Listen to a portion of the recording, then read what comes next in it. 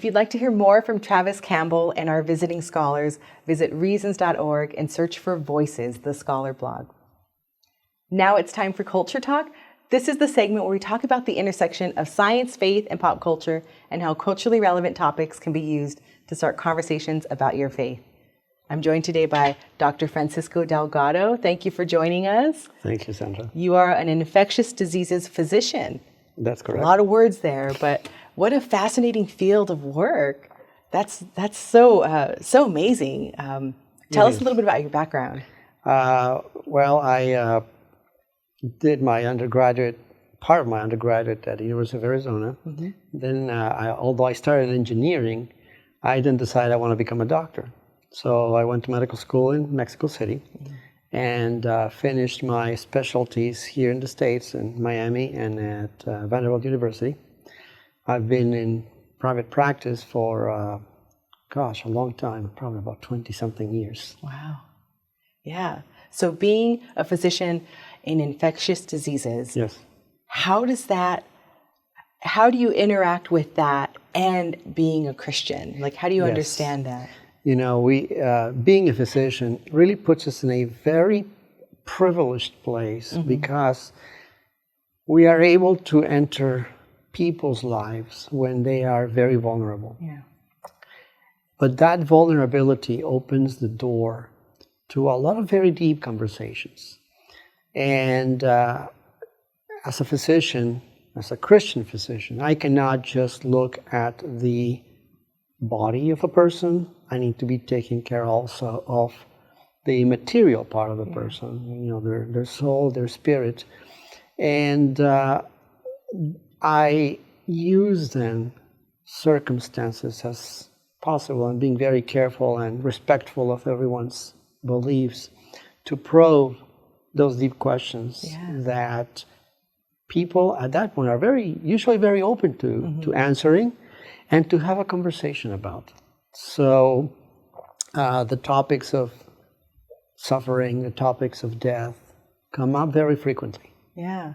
And I imagine that you talked about people being very vulnerable. I'm sure perhaps in that vulnerability, they might ask if they are believers or if they're entertaining the possibility that God exists. They might wonder, why would God create infectious diseases? That is correct. Yeah. So how do you address that?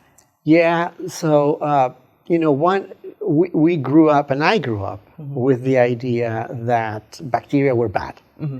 We got to get rid of them. They are going to make you sick. Mm-hmm.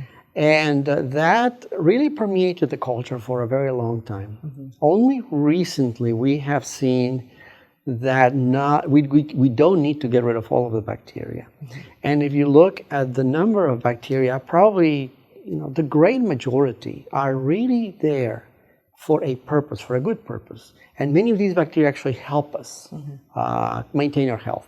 Yeah. There's only a very small fraction of bacteria that really can become dangerous or give us disease. So in the big scope of things, really bacteria are there for good, not for bad. The same could be said about viruses as well. Oh yeah, and that's great because that's something that we would discuss too, is that there is a purpose. So we talk about things like junk DNA, bacteria, viruses, and we're quick to say we don't need them, but you're seeing that no, there is a purpose for them, and the vast majority are not problematic for humans necessarily, right? Not just not problematic, they're necessary for human health. Yes. Yeah. So in light of just the existence of infectious diseases, how do you understand that and communicate that to someone who isn't a believer, or again, who's entertaining the idea of God existing? How do you delve into that a little more with them? There's many aspects about that. One of them, for example, would be if somebody gets one of these diseases, the first question is, why me? Mm-hmm. So that why me question really opens up a lot of discussion about, this is right now a period where you may be suffering or anything, but we can try to delve a little bit into the issues of, for example, worldview. Mm-hmm. How is this suffering going to carry out in the future? Infectious diseases it's an area of medicine where we can actually cure people, which is a very rewarding thing. You know, people come, we treat them, we cure them, we say, see you later, and that's the end of it. But infectious diseases can also involve very serious illnesses, some of them life-threatening, and that's when, for example, we can get into conversations about death, about purpose, about what to do with the time that you've got left. And I mean, man, what a tender place to be with people. Now, certainly, we're not all physicians, so we can't be in that conversation about treatment or anything, but we will find ourselves interacting with people who are sick, who are suffering from diseases like this. How can we have a conversation with them and be compassionate, yet still sharing the truth of the gospel? Anytime that we encounter any human being, we need to remember that, you know, they are made in the image of God. There are many ways in which those conversations can go bad, because we could say the wrong thing. We could attribute an infection or something to say, well, it's your fault. You didn't do this. You didn't do that. Or you shouldn't have done this. Oh, right. But really, that is an after the fact problem. And to approach everyone who's going, you know, through something like this with compassion, with saying, listen, you know, this is something that you're going through, but at least we can get you well. If we can. And if we're not, we can still say the truth and say, but listen, even though we may not have an answer for you right now, I know someone who has an answer. And you have to hold on to that hope.